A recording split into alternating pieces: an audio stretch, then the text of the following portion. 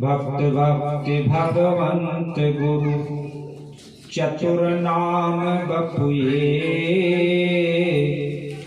तिनके पद वंदन किए नासहि विघ्नयने।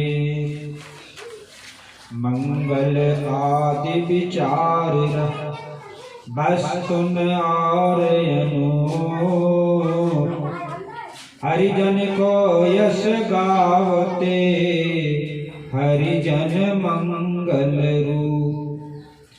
सब संतन निर्णय कियो, मति श्रुति पुराण इतिहास। भजवे को दोही सुघर, कह हरिदास। श्री गुरुदेव अग्रदेव आज्ञा दई, भक्तन को यश गाव। भवसागर के तरन को नाहिन और उपाय। बोलो भक्तवत्सल भगवान की जय।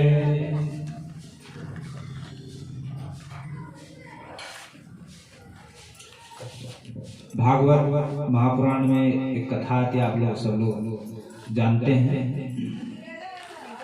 भगवान कृष्ण वत्सचारण कर रहे हैं, बछड़ों को चराते हैं। वन में जाते हैं, वृंदावन में, गोवर्धन में, कामवन में, जगह जगह बछड़े चराते हैं। साथ में सब छोटे छोटे ग्वाल वाल हैं, वो लोग भी बछड़े चराने जाते हैं। एक अघासुर नाम का राक्षस जो अजगर का रूप धारण करके पड़ा हुआ था, कंस का भेजा हुआ। उसने विचार किया कि कृष्ण और उसके जो ग्वाल वाल हैं सबको निगल जाएगा। तो ग्वाल वालों ने कन्हैया से कहा, भैया ये तो कोई गुफा सा लग रहा है, और ये जो इसकी लंबी जीभ सी, ये तो कोई सड़क है। तो ऐसा लग रहा था कोई गुफा ही है।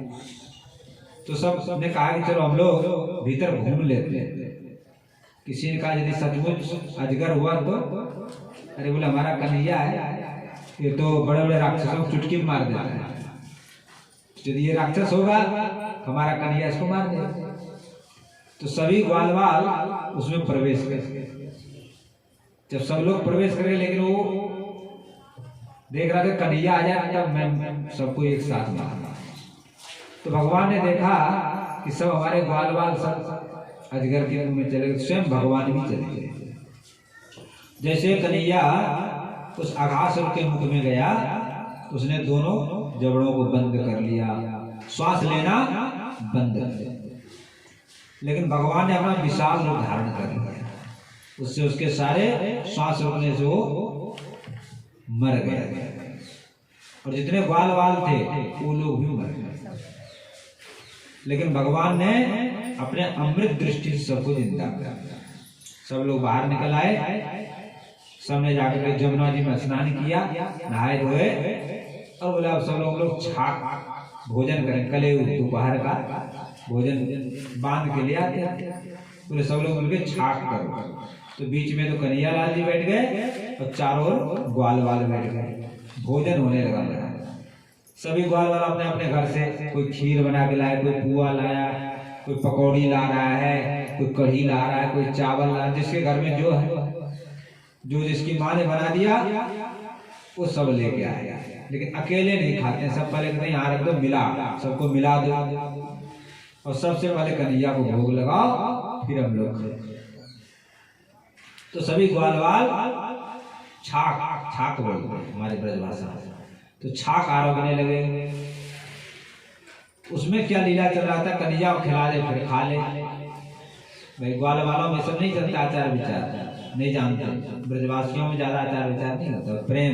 हमारे यहाँ तो प्रेम का पन, एक दूसरे को खिला रहे थे, खिला रहे थे। उसी समय आकाश में जो ब्रह्मा जी आए, जब अघासुर मर गया तो जय जयकार ध्वनि हुई, देवताओं ने फूल की वर्षा की, तो ब्रह्मलोक तक ध्वनि पहुंची। तो ब्रह्मा जी आए, ब्रह्मा जी ने बोला क्या हो रहा है, तो उन्होंने देखा अघासुर मर गया और अघासुर के ब्रह्मांड में फट करके एक तेज निकला, वो जाके भगवान कृष्ण में समा गया। तो ब्रह्मा जी बड़ा आश्चर्य हुआ, ये तो भगवान है। लेकिन जब वो लीला देखा, एक दूसरे को खिला रहे हैं, ये भगवान जूठा खाते हैं भगवान, ये कैसे भगवान? तो ब्रह्मा जी को मोह हो गया। तो ब्रह्मा जी ने परीक्षा लेने का विचार किया। परीक्षा क्या लिया कि बछड़े चले गए चरते हुए दूर, ये लोग भोजन कर रहे थे। तो ब्रह्मा जी ने बछड़ों को चुरा के गुफा में रखा। तो ग्वाल वालों का कन्हैया भैया बछड़े तो नहीं दिख रहे, लगते हैं दूर चले गए, कहाँ चले गए? तो कन्हैया का ऐसा, तुम लोग तो भोजन करो, मैं देख के आता। तो कन्हैया एक हाथ में कौर लेके दही भात तो खोजने चल दिए। खूब देखा, चारों तरफ घूमा, लेकिन कोई बछड़ा नहीं दिखाई दे रहा। कहाँ चला गया? फिर इधर आए, इधर ग्वाल वाले भी गए। ब्रह्मा जी ने ग्वाल वालों को उठा कर गुफा में सुला दिया, बछड़ों को भी सुला दिया, ग्वाल वालों को भी सुला दिया। भगवान ने दोबारा खोजा, कहीं नहीं। फिर ध्यान लगा के देखा, अच्छा ये ब्रह्मा की करतूत। भगवान वाले कोई बात, तुम मायावी हो, माया का प्रयोग कर रहे हो, तो हम माया के पति हैं। बोले ब्रह्मा जी को भी ठीक ठाक बताना पड़ेगा। तो भगवान ने क्या किया, स्वयं जितने बछड़े थे सभी बछड़ों को रूप धारण किया, और जितने ग्वालवाल थे सब ग्वाल वालों को रूप धारण किया। स्वयं भगवान ही सभी रूपों में, क्योंकि भगवान सब रूपों में है। ये जो हमारा आत्मा है वो भगवान ही तो है। जब आत्मा निकल जाता है, वाणी जब बंद हो जाता है, फिर क्या शरीर का क्या महत्व? चलो फेंको, जला दो। तो आत्मा ही परमात्मा है, सभी में भगवान ही बसता है। तो सभी रूप में भगवान हो गए। वेद, छड़ी, बंसी, छिका, जो भी थे सब भगवान भगवान। पूरा ब्रज में जितने बछड़े थे, जितने बालक थे, सबका रूप भगवान नहीं था।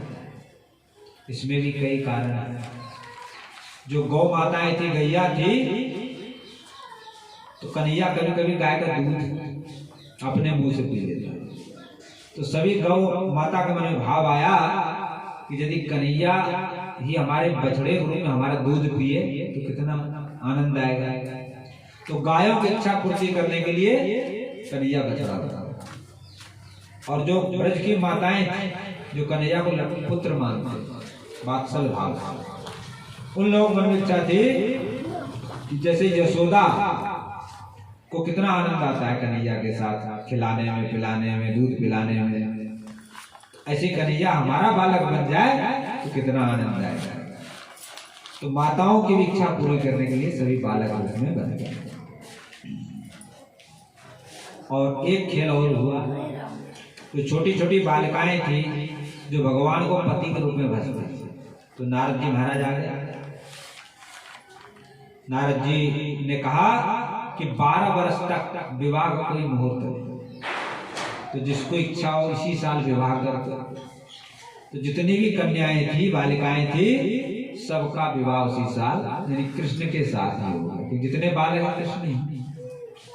इस तरह से कृष्ण के द्वारा सबकी इच्छा पूरी। 1 वर्ष तक ये जाते हैं। प्रतिदिन वैसी बछड़ों को चराने जाना, सुबह फिर छाछ भोजन होना, दोपहर में फिर शाम को लौटना, ये सारा काम 1 वर्ष तक चला। 1 वर्ष के बाद जब ब्रह्मा जी लौट के आए तो देखा यहाँ तो सारा कार्यक्रम क्यों का क्यों चल रहा है। वही बछड़े हैं, वही ग्वालवाल हैं, वही कन्हैया है, यहाँ तो ज्यों का त्यों सब खेल चल रहा है। तो उसने ध्यान धर के देखा तो देखा वहां भी सोए, वहां भी बछड़े और ग्वालवाल जहाँ गुफा में बंद किया था वहां सो रहे हैं, और यहाँ भी जो है तो ये क्या चल रहा है।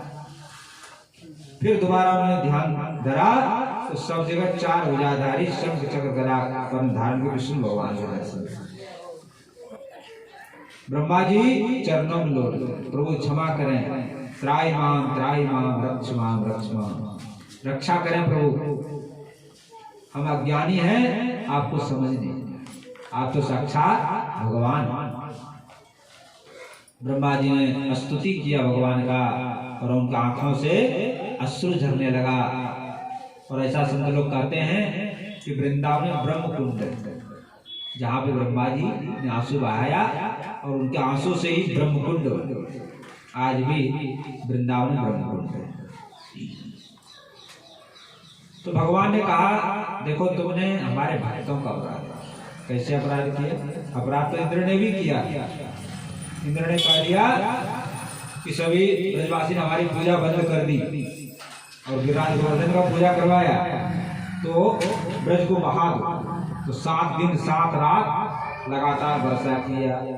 भगवान ने गिरिराज जी उठा करके सबकी रक्षा। पीछे से इंद्र को पता चला, इंद्र ही क्षमा मांगने के लिए आया, लेकिन भगवान उससे नाराज नहीं हुए। बोले कि तुमने अपराध तो किया, लेकिन हमारे भक्तों को यहाँ इकट्ठा कर दिया।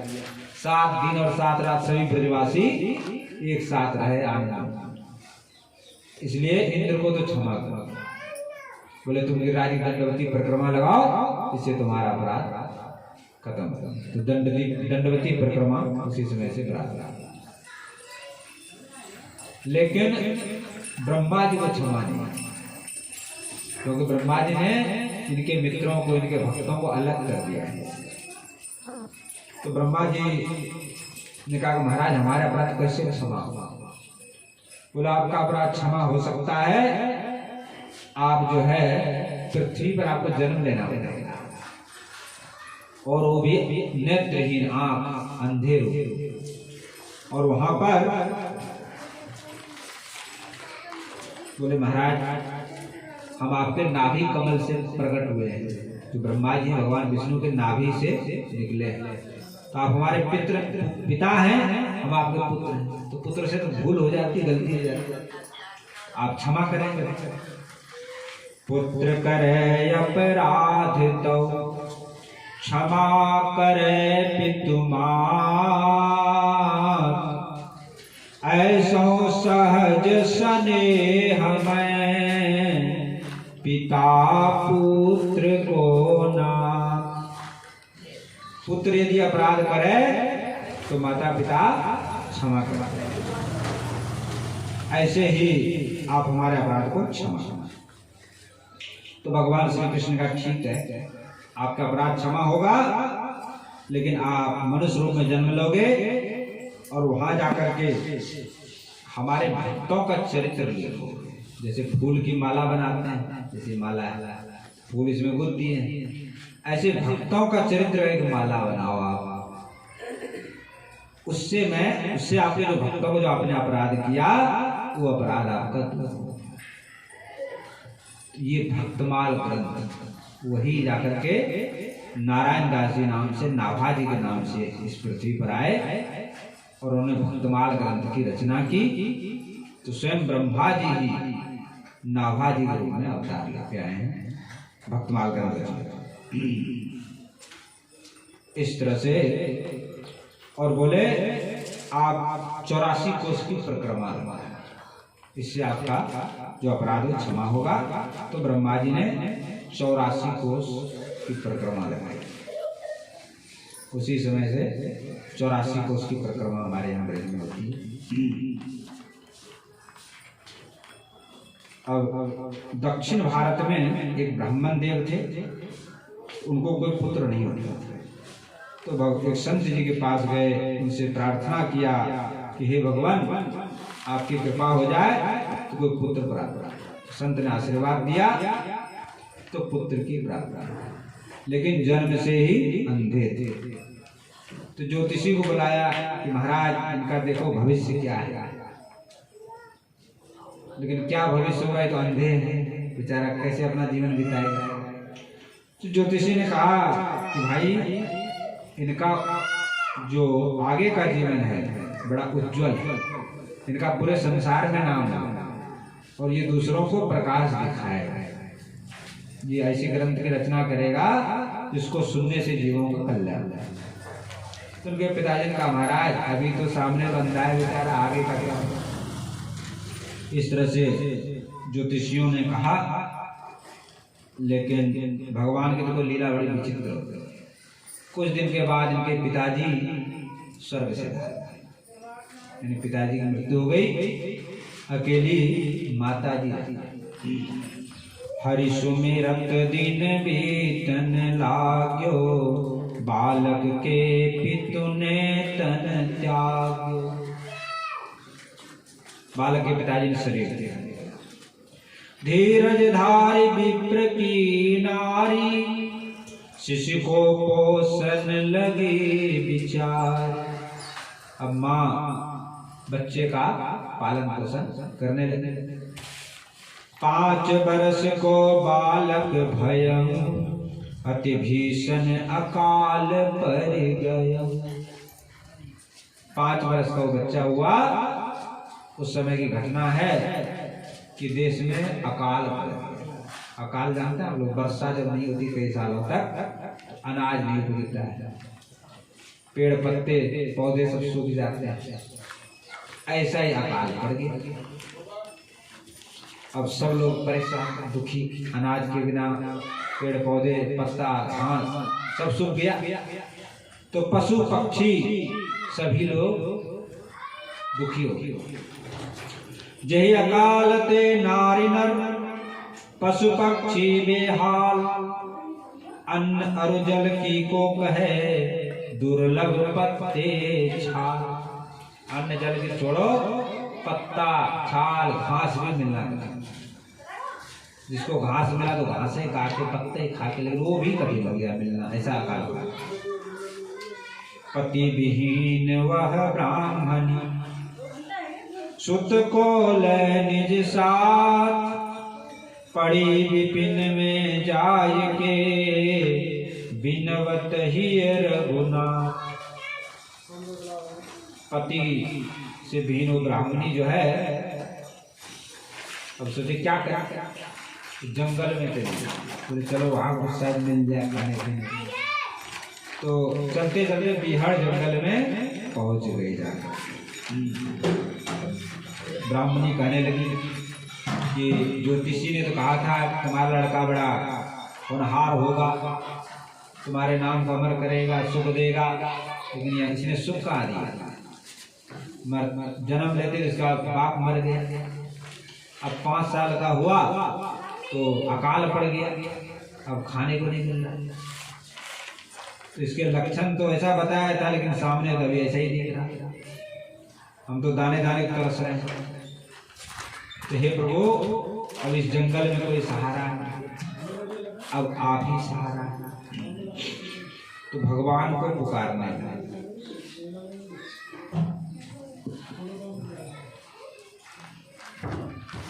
भगवान को पुकार रहे हैं। दीनों के नाथ दीनानाथ, हमारे सुधिलो प्रभु जी। दीनों के नाथ दीनानाथ, हमारे सुधिलो प्रभु जी। उनकी जो माता जी हैं वो प्रार्थना कर रही भगवान, हे दीनबंधु, हे करुणा सिंधु।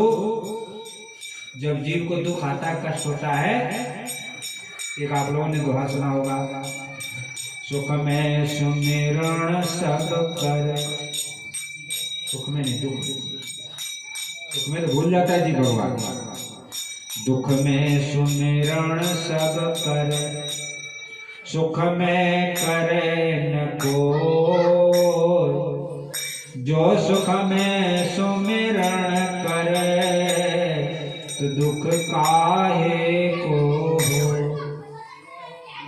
जीव भगवान को सुख में भूल जाता है। जब धन संपत्ति खूब रहता है, नाती बेटे खूब रहते हैं, घर में आनंद रहता है, तो लोग भगवान को भूल जाते हैं। जब कष्ट आता है, बीमारी आता है, परेशानी आती है, तब हे गिरिराज बाबा, हे चतुर्भुज भगवान, फिर भागते हैं लोग दुनिया। वैसे कोई मतलब नहीं। लेकिन जो सुख में भी भगवान का सुमरन करते रहते हैं, फिर उनको दुख नहीं। इसलिए भगवान का सुमरन तो हमेशा करते रहते हैं। इसमें सुख दुख की बात। आप लोग भोजन करते हो नहीं करते हो? 2-4 दिन छोड़ दो भोजन, कोई परेशानी है? मतलब 2-4-5 दिन भोजन नहीं किया जाए कोई कठिनाई आएगी? चलना फिरना महाराज कठिन हो जाएगा, आँख के सामने अंधेरा हो जाएगा, उठना बैठना भारी पड़ेगा। तो कलयुग में अन्न में ही प्राण बसता है, तो बड़ी कठिन हो जाएगी। तो जैसे भोजन के बिना शरीर नहीं चल सकता, वैसे आत्मा का खुराक है भजन, भगवान का स्मरण। तो भगवान का स्मरण भी जरूरी है, भजन भी जरूरी है। जैसे भोजन जरूरी है वैसे भजन भी जरूरी है, वो भी शरीर एक आवश्यक है। यदि आप भजन नहीं करोगे तो बैलेंस बिगड़ जाएगा। खाली भोजन में लगे रहोगे, आराम सुख संसारी कामों में लगे रहोगे रात दिन, तो बैलेंस बिगड़ जाएगा। फिर भगवान कहेंगे ले बेटा, फिर इसका दंड देंगे, फिर आपको दुख भोगना पड़ेगा। इसलिए सुख हो या दुख, हर स्थिति में भगवान का जो स्मरण करते रहते हैं तो फिर उनको दुख नहीं आता है। और दुख में तो फिर स्वतः ही अपने आप से भगवान याद आते ही, आना ही करना ही पड़ता है।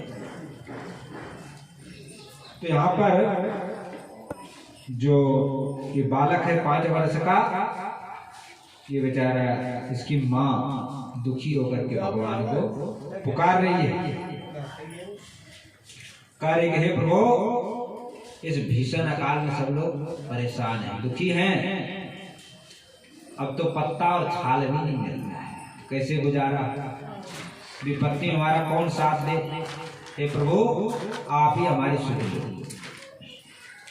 और देखो ये पिता से ही, पिता भी नहीं इसका, बेचारा अंधा भी है, आंख भी नहीं है, और इस वन में ठोकर खा रहे हैं भूखे प्यासे। तो प्रभु अब आप ही सहारा बना। इस तरह से भगवान से प्रार्थना किया, और उसकी माँ कह रही है कि अब तो बेटा आपसे चला भी नहीं जाता है, तुम तो यहीं बैठो पेड़ के नीचे, हम देखें कहीं कुछ खाने पीने मिल जाए। बेचारी डोलने लगी, घूमने लगी, दूर निकल गई खोजते खोजते, लेकिन वहाँ कुछ था ही नहीं। जंगल में क्या मिले, अब उसके माँ के आंखों के सामने अंधेरा छाने लगा, चक्कर आने लगा, गिर गई। तो उसने समझ लिया हमारा अंतिम समय आ गया, प्राण बचना मुश्किल है। तो उसने भगवान को स्मरण किया, हे प्रभु अब मैं तो जा रही हूँ संसार से, अब आप ही हमारे इस बच्चे का ध्यान रखें, आपको ही सौंप के जा रहे हैं, अब आप ही इस बालक की रक्षा करें। ऐसा कह करके उसकी माँ चली गई, शरीर को त्याग दिया। अब ये बच्चा वहीं जंगल में अकेला, कोई नहीं है, बीहड़ जंगल है, आसपास कोई गांव नहीं, बस्ती नहीं, जंगल में इधर उधर भटकने लगा, कोई पेड़ से टकराता है, कभी कहीं गिर जाता है, उबड़ खाबड़ अंधा ही तो दिखता है। नेत्रहीन शिशु को तब तज के विपिन मझार, भोजन हित वन में भ्रमत माता गई सिधार। बालक आश्रयहीन भयो परो अकाल चपेट, फिरत पुकारत खोजत माँ से भई न भेंट। माँ का करके रो रहा है, पुकार रहा है, लेकिन माँ हो जब तो मिले। तो घनघोर जंगल में भटक रहा है, कह रहा है बालक कि सुबह से शाम हो गया, इतना देर हो गया, लेकिन हमारी मैया अभी तक लौटी नहीं, और कुछ मिला होगा कि नहीं मिला होगा कोई बात नहीं, लेकिन लौट के तो आ जाए। लौट के भी नहीं आ रही, और इस घनघोर जंगल में मुझे छोड़ गई। अब यहाँ किससे रास्ता पूछूं, कोई बताने वाला नहीं, किसी की आहट भी नहीं मिल रहा है, यहाँ पे पशु पक्षी कोई नहीं है, सब उड़ गए यहाँ,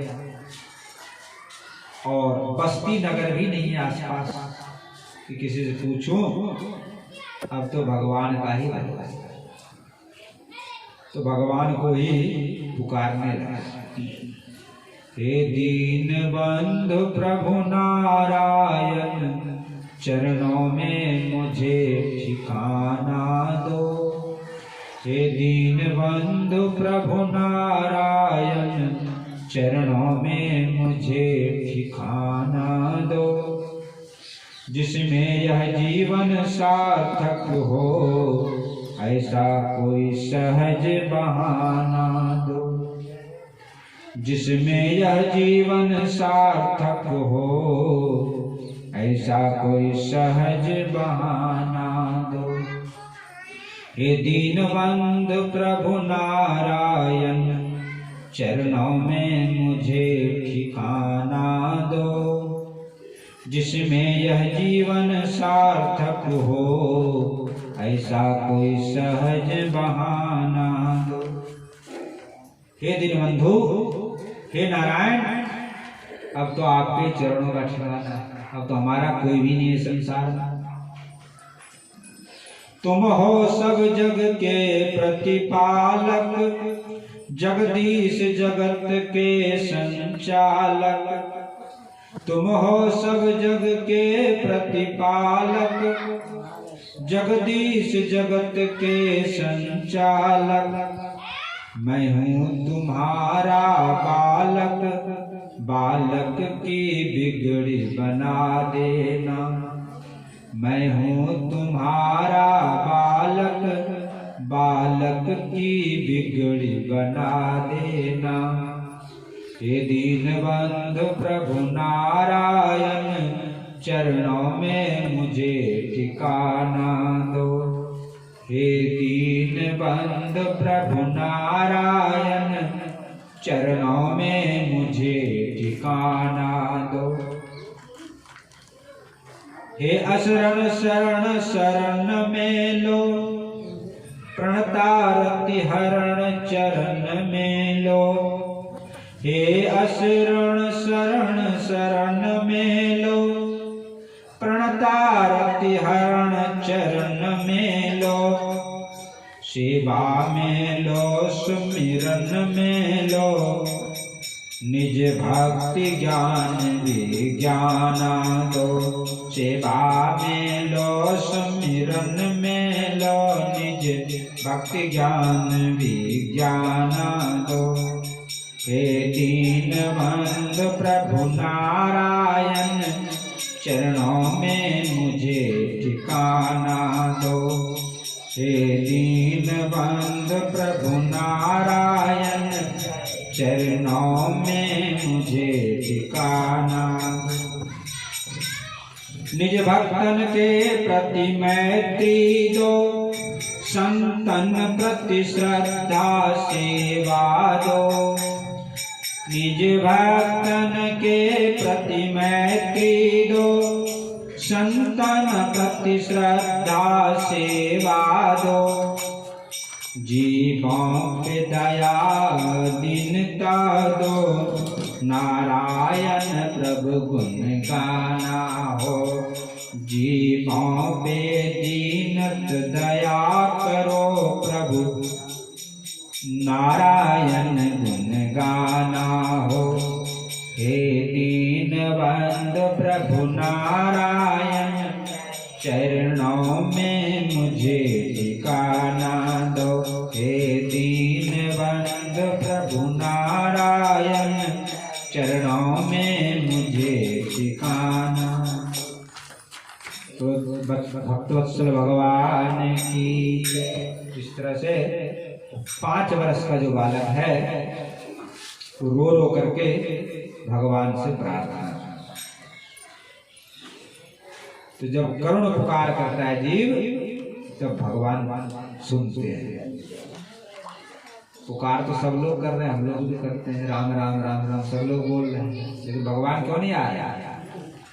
तो जब तक करुण पुकार नहीं करेंगे, सब आशा छोड़ के जब तक भगवान को नहीं पुकारेंगे, तब तक भगवान नहीं। द्रौपदी कहानी आप लोगों ने सुना है। द्रौपदी पहले कौरव सभा में देखा, धृतराष्ट्र, भीष्म पितामह, कृपाचार्य, द्रोणाचार्य, बड़े बड़े महारथी रहे, सबकी तरफ देखा, लेकिन किसी ने सिर नहीं उठाया। तो दुर्योधन का पाप का जो अन्न खाया, उससे बुद्धि दूषित हो, तो किसी ने सिर नहीं उठाया। धृतराष्ट्र जो राजा था अंधा था, लेकिन भीतर से भी अंधा, पुत्र मोह में अंधा था। द्रौपदी ने कहा राजा क्या आ रहा है तुम्हारे सभा में, हरी सभा में सती नारी का अपमान हुआ, तुम्हारा पुत्र दुर्योधन कह रहा है इसको नंगी करके मेरे जान पर बैठा, और तुम कुछ बोल नहीं रहे। पांचों पांडव बड़े वीर थे, बलवान, युधिष्ठिर, भीम, अर्जुन, नकुल, सहदेव, लेकिन वो लोग भी सिर झुका के नीचे बैठे, किसी ने सहायता नहीं किया। तो द्रौपदी ने कहा हम भी तो क्षत्रिय है, छत्रानी है, हमारे भी बल। उसने दोनों हाथ से साड़ी फाड़ी,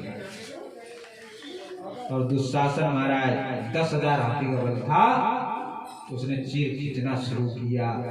तो कब तक बल चलेगा?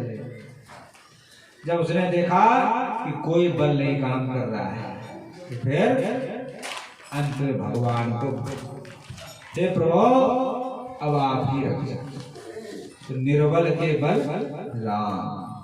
जब जीव सब तरफ से बलहीन होकर के भगवान को पुकारता है, तब भगवान आते हैं। तो हम लोग बुलाते तो हैं, लेकिन द्रौपदी की तरह नहीं बुलाते। जब द्रौपदी की तरह बुलाएंगे, सब आशा छोड़ करके करुण पुकार करेंगे, तो भगवान जरूर आएंगे। तो कमी हमारे अंदर, भगवान के अंदर कमी नहीं। भगवान तो भाव देखते हैं, भाव जहां होगा वहीं पर आएगा। इस तरह से करुण पुकार किया जो है उस 5 वर्ष के बच्चा ने। सुन के करुण पुकार प्रभु दीनबंधु भगवंत, ऐसी की ही प्रेरणा आई गए 2 संत। सुन के करुण पुकार प्रभु दीनबंधु भगवंत, ऐसी की ही प्रेरणा आई गए 2 संत। अब भगवान की क्या लीला होता है? 2 संत आ रहे हैं, रास्ते में चल रहे हैं, बड़े गुरुभाई और छोटे कृष्णदास बिहारी जी महाराज के 2 शिष्य हैं, कीलदेव जी और अग्रदास।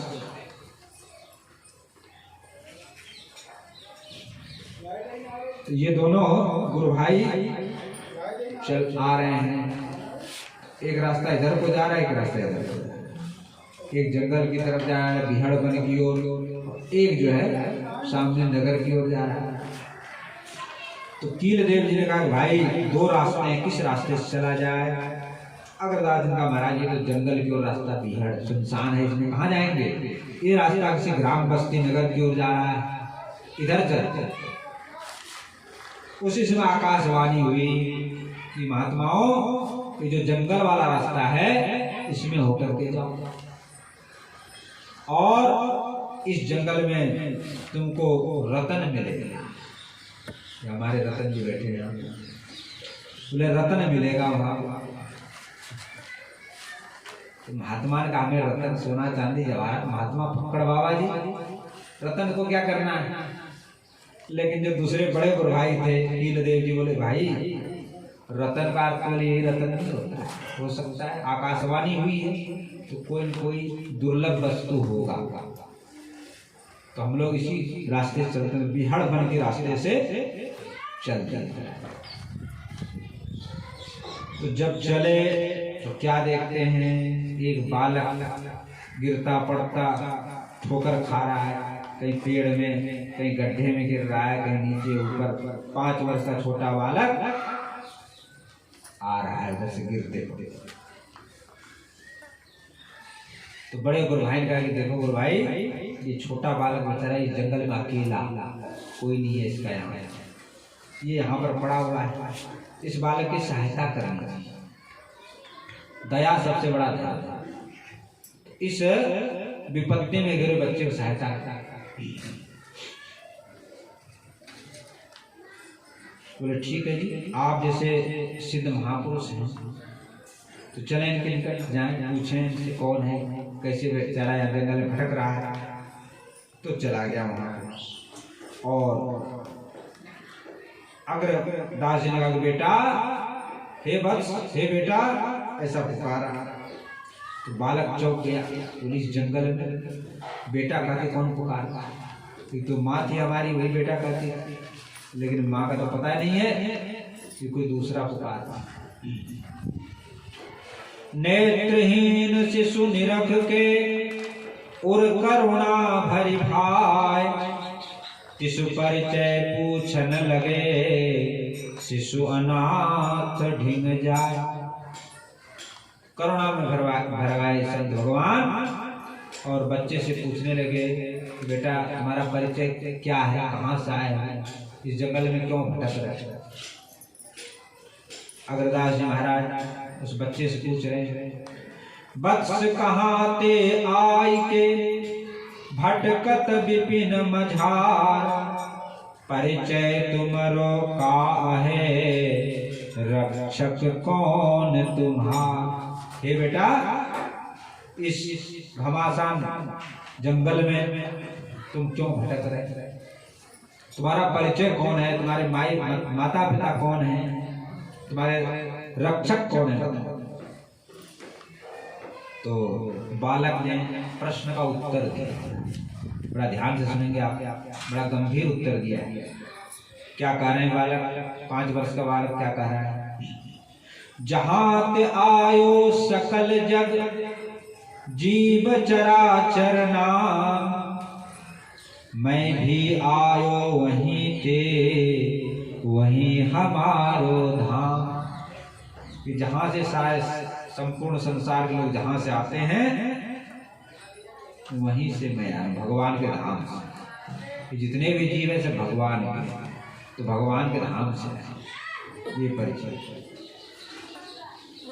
और ये तो आने के बाद कहाँ से आए हैं? अब परिचय क्या है? ईश्वर अंश हूँ आत्मा, सतचिद आनंद रूप, 5 तत्व की देह यह, आश्रय परमयनु। मैं तो ईश्वर का अंश हूँ, आत्मा हूँ, सच्चिद आनंद स्वरूप, और ये 5 तत्व की देह, क्षितिजल पावक गगन समीरा, पंच रचित यह अधम शरीरा। मिट्टी, जल, अग्नि, वायु, आकाश, ये 5 तत्व से ये जो है संसार, ये शरीर बना। तो ये शरीर जो है ये तो 5 तत्वों का देह है, लेकिन उसके अंदर जो आत्मा है वो सच्चिदानंद, वो कभी मरता नहीं। ये तो परिचय है। और रक्षक कौन है? आप कहें रक्षक कौन है तुम्हारा? तो रक्षक बता रहे, जो सबके रक्षक हैं सब दिन सबके साथ, जो सबके रक्षक हैं सब दिन सबके साथ, मेरे भी रक्षक वही दीन बंधु रघुनाथ। जो सबके रक्षक है वही मेरे भी रक्षक, वही दीनबंधु, वही भगवान रघुनाथ। इस तरह से विलक्षण उत्तर दिया गया है। तो महात्मा लोग बोले, अरे ये तो बड़ा विलक्षण संस्कारी जीव दिख रहा है, 5 वर्ष का छोटा सा बालक और ऐसा उत्तर दे रहा है। कुछ साधारण जीव नहीं उसमें, ये तो कोई विशेष आत्मा महात्मा है। और जो आकाशवाणी में रतन की बात कहते हैं, तो वास्तव में यही रतन है। भगवान ने इसी के लिए इसके हम लोगों को भेजा है। तो कील देव जी ने कहा, जो बड़े गुरु भाई थे, ठीक है भाई, तुमने सही सही उत्तर दिया है। एक काम करो, जयपुर के निकट में गालता गंगा किनारे हमारे गुरु जी का आश्रम, तो तुम यहाँ जंगल में क्या करोगे?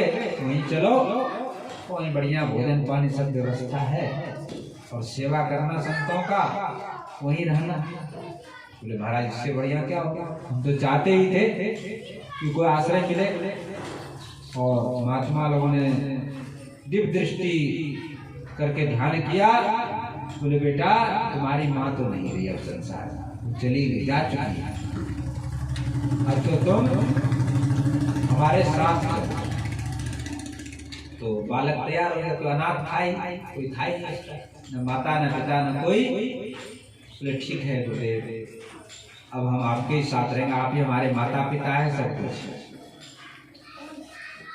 अग्रदास जी ने कहा कि गुरु भाई, बड़े गुरु भाई, आप सिद्ध महात्मा हैं तो भीतर का ज्ञान तो दे रहे, लेकिन भीतर बाहर का भी तो आपको जिससे सेवा ढंग से कर सकेगा।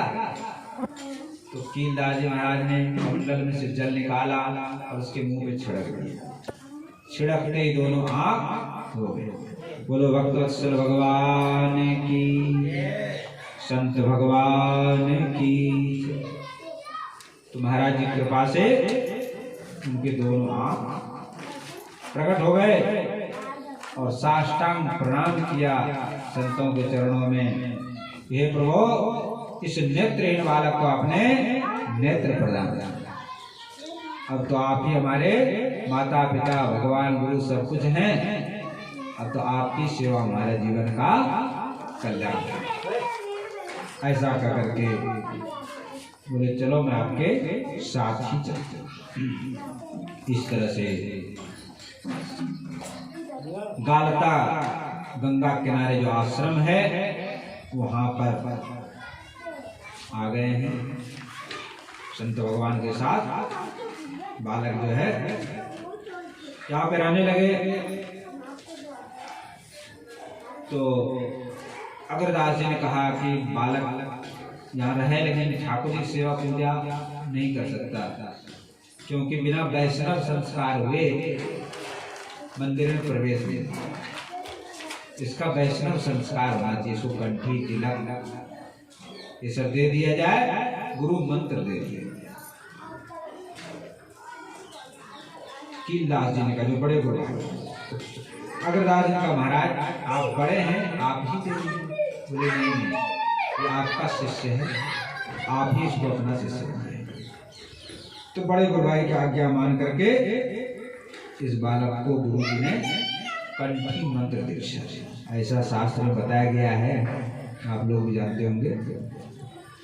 बिन गुरु भव निधि तरई न कोई, जो बिरंचि शंकर सम होय। बिना गुरु के ज्ञान नहीं होता, चाहे शंकर जी के समान हो, ब्रह्मा जी के समान हो, विष्णु जी के समान हो। तो बिना गुरु के जीव का कल्याण उद्धार नहीं होता है। इसलिए हमारे यहाँ गुरु बनाने की बात कही जाती है। यहाँ तक कहा जाता है कि बिना गुरु के जो कुछ सत्कर्म करता है, दान पुण्य तीर्थ व्रत, को लगता है। इसीलिए किसी महापुरुष के शरण में जाकर के उनसे मंत्र लेना चाहिए, कंठी लेना चाहिए, दीक्षा प्राप्त करना चाहिए, गुरु करना चाहिए। ऐसा हमारे यहाँ विधान है। इस तरह से और इनका नाम क्या रखा जाए? बोले जब तुम मिले थे हमसे, तुम भगवान नारायण नारायण को पुकारा, इसलिए तुम्हारा नाम नारायण दास है। तो इनका नाम नारायण दास। बोलो नारायण दास जी महाराज की जय। इस तरह से गुरु मंत्र दिया, कंठी दिया और बोले कि अब तुम सबकी सेवा, क्योंकि सभी में भगवान का निवास है, तो सबकी सेवा करो और विशेष रूप से संतों की सेवा। भगवान का नाम जप करो, जीव से भगवान का नाम लेते रहो और शरीर से सेवा करो। तो उन्होंने कहा ठीक है गुरुदेव भगवान, जो आप आज्ञा करेंगे उसका हम पालन। अब प्रतिदिन वो भगवान का नाम लेते हैं और संतों की सेवा। थोड़ा देर कीर्तन करेंगे उसके बाद। हाँ, ताली बजावे सब लोग और भगवान का नाम बोलो।